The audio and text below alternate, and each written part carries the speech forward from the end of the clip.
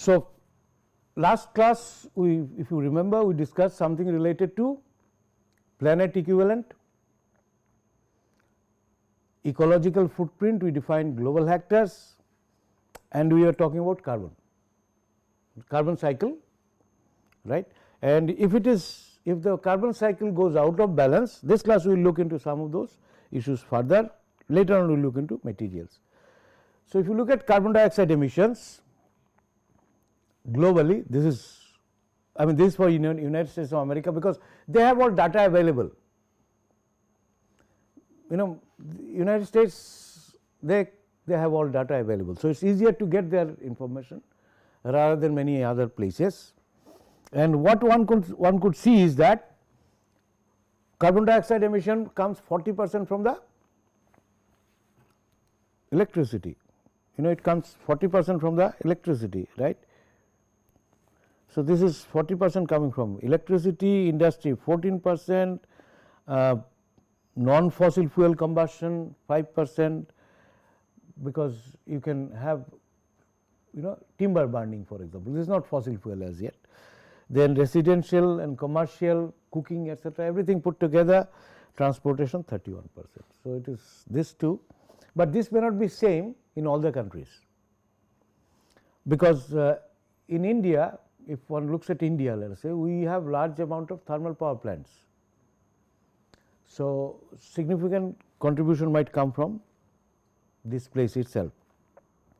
Transportation also, but if you see again Europe, you might find there are some countries where they rely largely on hydel powers, some on nuclear powers, and transportation may have also less, because they might be using less direct fossil fuel based transportation. So, this would differ, but that is the carbon dioxide production, and we said that carbon dioxide production, if it is imbalanced, it can create problem. We will see what it is. So, some of those rates of increase, if you see, these countries have relatively stabilized. They have relatively stabilized with time, but then these are the countries or many other African countries. Latin America is also by and large stabilized, they have a lower population density. So, that growth rate is higher for most of this country. So, global atmospheric concentration of carbon dioxide is increasing, as you can see, exponentially over the period of time. And last class I was mentioning something called greenhouse effect, because global concentration of carbon dioxide, property of carbon dioxide is it is almost behaves like it is less transparent to long wave radiation.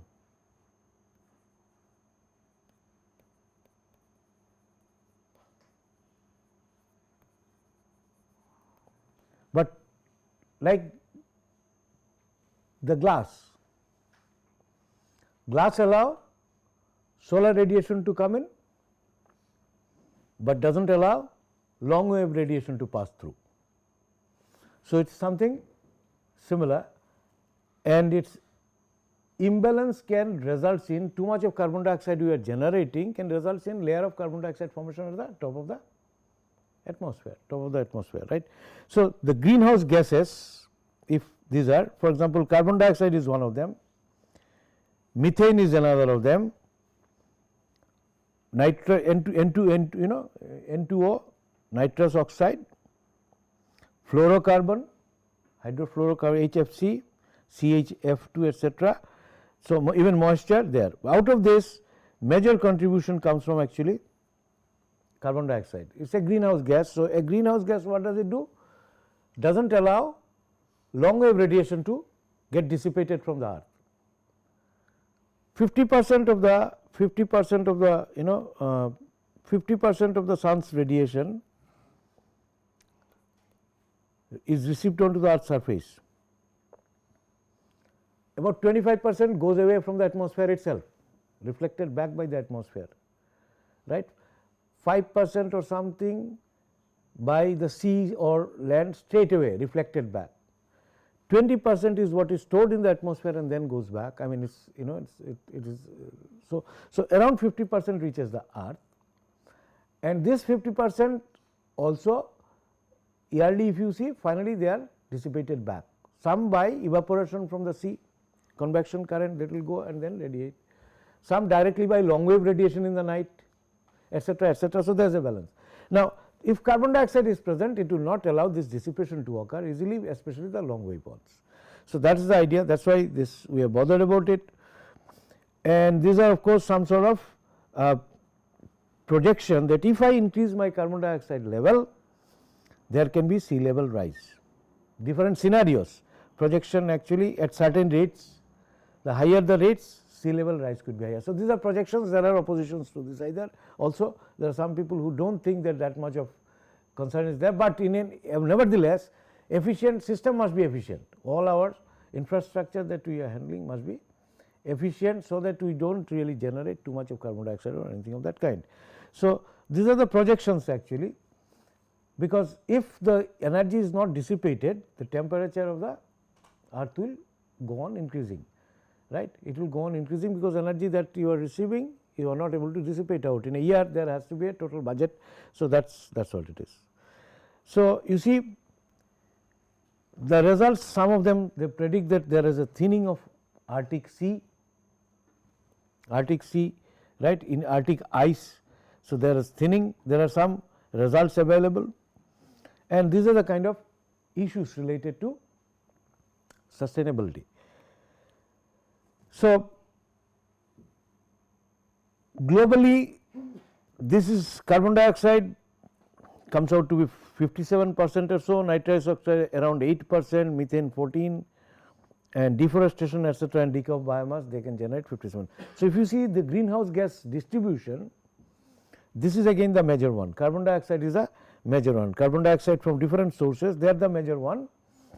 Nitrous oxide also we do produce, some methane gas also are produced, but they are much less, and fluorogases are 1%. So, they are the greenhouse gases, if you see major culprit is again carbon dioxide. Other greenhouse gases also we do emit somewhat, these are the ones, right. Residential and commercial building 8%, transportation 13% contributor, energy supply 26% and 17% wastewater, waste and wastewater is this, agriculture 14.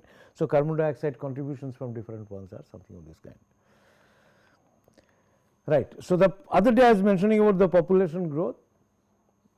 So, carbon dioxide is a greenhouse gas and it is the major contributor of compared to other greenhouse gases, that is what we understand from all this discussion so far. Now, carbon dioxide is increasing, rate of carbon dioxide is increasing. Now, this is also linked to world population growth, and last class sometime I said the projection, this is the real data. You see, if you look at it 10,000 BC practically there is nothing, even AD 1 there were nothing world population in billions, and then 2000 it has gone to somewhere around 7 billions or something of this order. There is a rise is very stiff here, you know, it is something like this. So, if you see 1050 exponential rise started from around 1800 or so, or it is linked to industrial revolution, simple as that. Industrial revolution, you know, and development in medicine, mass medicine over the period of time, that has resulted in a high population growth. Child mortality rate that has reduced, also epidemic, death due to epidemic, death, you know, famous London plague or smallpox that used to kill a lot of people, of course cholera and such things that used to kill a lot of people. So, those deaths have actually reduced, child mortality rate has reduced and average life has increased. So, therefore, that is what because modern medicine has brought that. For example, before antibiotics came into being, tuberculosis was one of the diseases for which a lot of people would die. Before vaccination came into picture, smallpox, Jenner smallpox vaccine, right. So, it is a vaccine, you know, you inject, they inject a little bit of whatever it is, the bacteria or system, you know, some far more complex system into the body itself, which will generate the resistive cells and so on and so forth. So, also things like polio vaccine, Salk vaccine, this kind of things have actually changed the whole scenario, and that is why the growth is, and that results in carbon dioxide. So, issue is all are related together, and if you see, this is interesting to see that different cities in the world, population density is given here, right. So, Mexico City, city wise, urban city wise, Moscow, Dhaka, etc., London, population density is given, and here the carbon dioxide emissions tons per kilometer square per year, etc., per capita, this is what is given. So, you can see that there is some sort of link, the towers are somewhere there, Los Angeles very high carbon dioxide, Mexico City is somewhere there. So, this kind of data information is available, and urban centers are the one which are the major contributor to carbon dioxide. Interesting data is there on. So, this is basically the urban centers are the one which generally are the contributors. Now, what is an urban area? A little bit, because maybe one or two would have come across if you are an architect, but generally there are many features which some of those features would definitely be there in an urban area. First thing is bounded by a geographical boundary, is bounded by a geographical boundary, right, bounded by a geographical boundary. Usually it is a non-extractive population. What is non-extractive population? The population which do not generate resources from Mother Earth. I mean, for example, no agriculture, no mining. So, right. So, mining means they are extracting something from the Mother Earth, agriculture means you are using the area, and so on. Then must have a mechanical infrastructure facility like transportation, right, water supply system, electricity supply, power supply system and all that, and usually characterized by high population density. Might have a political status like corporation, municipal body and so on, and sometime it is a symbol of wealth and lifestyle as well, urban lifestyle, then that is vis-a-vis rural. So, that are the concepts of urban, and if you look at it, urban system has got different parts which we will come to. For example, if you look at this diagram, there is something like hydrosphere, groundwater, biosphere, right. Then biosphere is a greeneries and so on, lithosphere, built environment, and then atmosphere. So, an urban system will have this kind of component, and generally this is the ecosystem around a city environment, right. Okay. So, this city or urban area, it is non-extracting. So, it depends for agricultural food from outside, water supply, fuel, raw material, power, all comes from outside, and that generates solid waste, might generate some liquid waste, and of course, modifies the atmosphere, gets the clean air, modifies the atmosphere around. Manufactured good may come in as well as go out. So, that is a typical urban area, and that contributes also towards the, it is one of the major contributor to carbon dioxide for various reasons. So, if you see Mexico in 1975, there are hills, lakes, one could see there is a lake, hill, and currently it looks something like this, all built up. Anyway, this does not look so nice, but Delhi you can see 1807 there were hardly any thing around, right. 50 years after, 50 years, nearly 50 years after the British took over the reign of Delhi after the mutiny, and this is how 1930 when capital was shifted and it started building, there were some, and if you look at contemporary Delhi, this is what it looks like. You can see is the Red Fort area, and this is how some other areas of Delhi. So, it is all built up areas now, and some localized NCR looks like this. So, these there is a changing pattern, and linked to that population increase that you would have seen. So, globally this has happened, and carbon dioxide. So, carbon dioxide or related resource consumption or anything that are linked to all this. Current Delhi NCR has some more diagram, something like this. So, current NCR Delhi is something of this kind. So, it is a lot of construction. Master plan of Delhi in 2021, which is available in net. In fact, it will show you this kind of green areas. It is a planned city, by the way, relatively more planned than most of the cities in India. Relatively more planned. New Delhi area is by and large planned. So, they have controls. So, rural population is reducing, urban population is increasing. That is what is happening, right. Rural population is reducing, urban population is increasing, that is what it is. And India wise, if you see, growth of population is going something like this.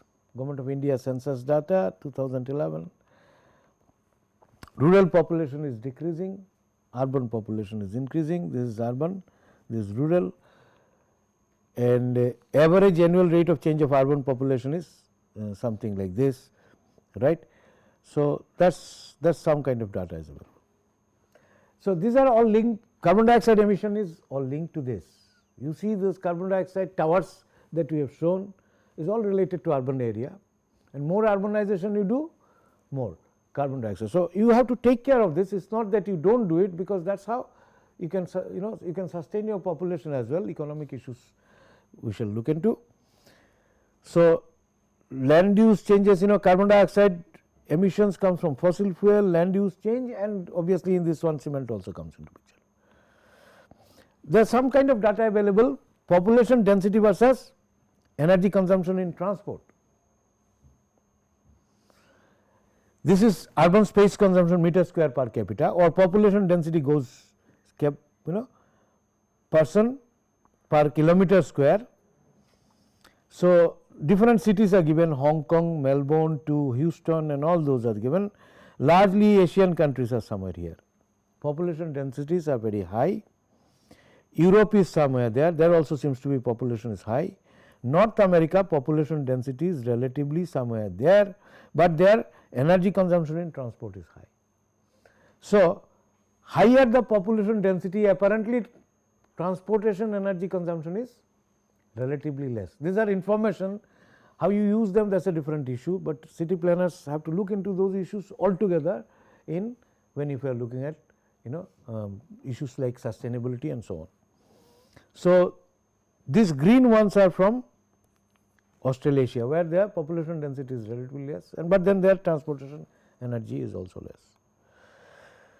Other issue is ozone layer depletion.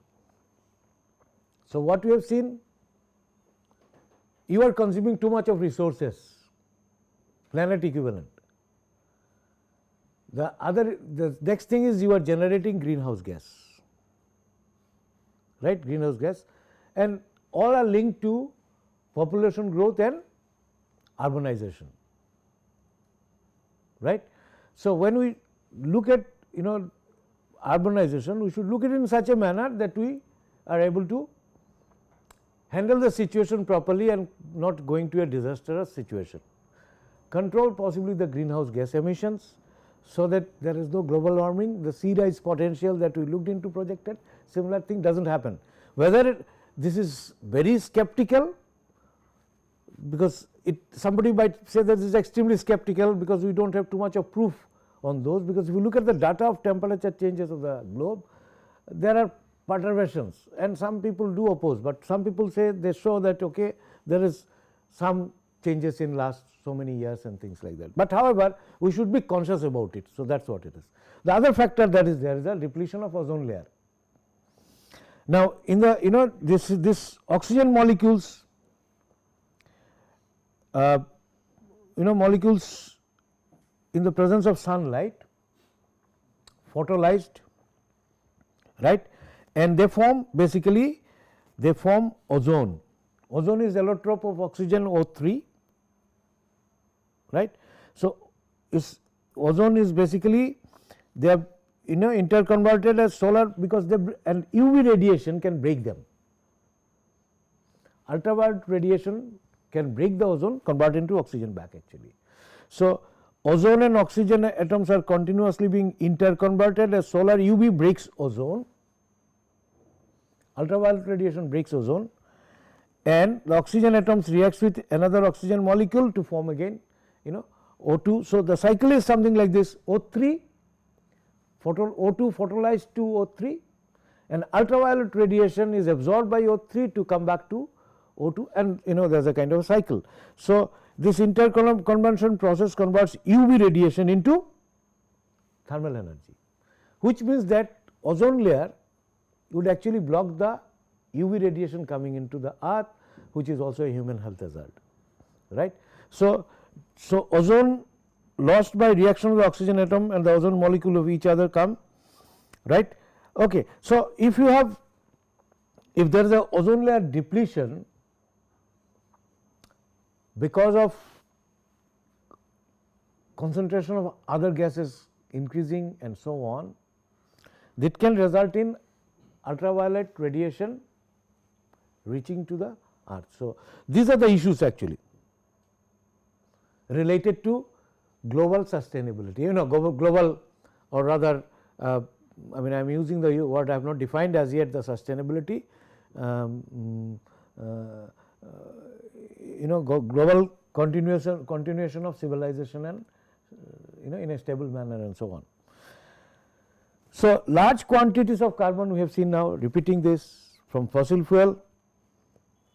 It can adversely affect the rain pattern, because if there is trapping of the solar radiation, temperature change, water management, food and energy production. So, that is what it is. Now, we should try to do a mimicry of the whole, the nature as it is. There should be cyclic flow and no waste. Carbon dioxide is actually in waste. Waste we are producing by burning the fossil fuel, because in gaseous form waste, there can be liquid or solid waste as well. So, biological system, a living being is born, plant, animal, whatever it is, and plant you can easily understand. The process is a dynamic process, the growth, etc., and eventually there is a death and then the body decays. So, plant grows from the seed, grows up, and balances many things there is a need for everybody actually, the plant or everything of all that kind, and then when it dies, it decays simply by and serves purpose for certain other living beings. So, there is no waste left, it is a complete cycle. That is what is, there is no waste in the natural system, there is no waste generated in the natural system, it is all balanced. So, anything coming to the end of its useful life becomes food for something else. Trees, even before their death, trees of course are killed sometime by termite or some sort of animals who survive, living organisms or living beings which survive on them. Once it is dead, then termite will simply eat it away. So, therefore, nothing left, right. So, that is biomimicry. But our technological processes, we take from the mother earth, handle it, manipulate it in some manner, and then make something out of it, and then use it, and then generate, throw it away, waste. Both these cases are taking itself is detrimental to ecosystem, and if I generate waste, residue waste is left at the end of its useful life, that is also detrimental to ecosystem. So, technological process, we have to make it as efficient as possible, leave nothing here, neither at this stage, but that is not possible, that is almost not possible, that is not possible, right. So, the impact is two ways. First, we use resources, second, we dump waste. So, we use material from the mother earth, and some of them are not infinite, So, we are consuming them, right. stored ones, and finishing them also might finish perpetually, I mean might finish eventually after some 100 200 years, some of those materials. And in all cases we are generating waste also, right. So, by this techno processes we take everything from earth that we can take. After that we use it, consume it, process it, dump it as a waste in the liquid, solid or gas form. All these things are harmful to the environment because they create disbalance, of some form or the other. And material plays a very important role here, right. Everything taken from the mother earth is material. So, many of the techno processes or most of the techno processes are so inefficient that 80% of the material taken from earth goes into waste and which could be harmful to environment, right. Now, we shall see this later on. Okay, just quickly let me quickly have a look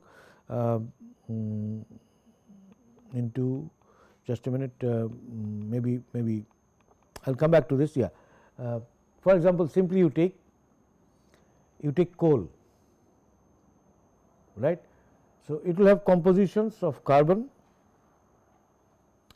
and SiO2, Al2O3 etc., which are basically Fe2O3, right, the part of the clay system.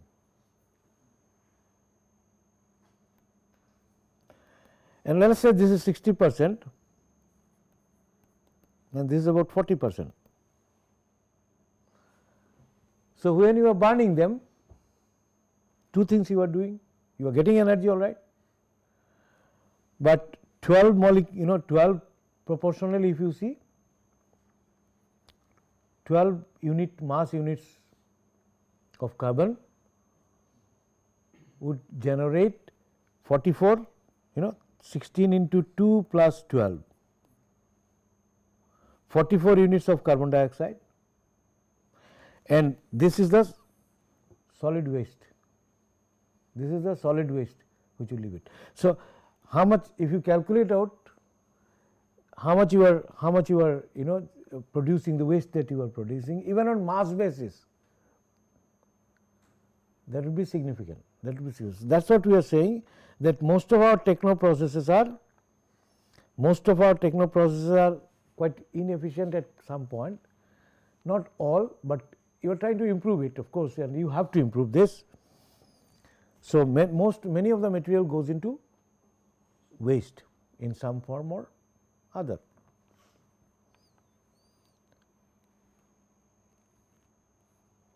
This leads to some cases shortage of clean and accessible fresh water. Terrestrial and aquatic ecosystem can be disturbed. For example, if you are dumping something in sea or lake, in fact, many lakes in Bengaluru is supposed to be all polluted. There are so much of news coming in. So, soil erosion, loss of biodiversity, and change in chemistry of atmosphere,